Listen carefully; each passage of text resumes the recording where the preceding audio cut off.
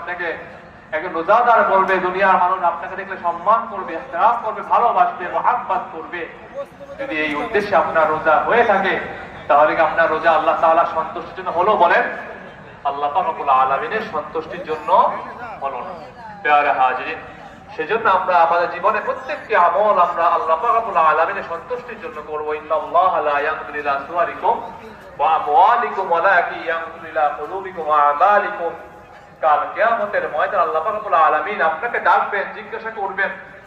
আল্লাহ পাক রব্বুল আলামিন আপনার চেহারা দেখে নয়, আপনার শরীর দেখে নয়, আপনার গায়ের রং দেখে নয়, আল্লাহ তাআলা আপনাকে যখন জিজ্ঞাসা করবেন, আপনার আমল থেকে আল্লাহ তাআলা আপনাকে বিচার করবেন। কুলুবিকুম ওয়া আমালিকুম।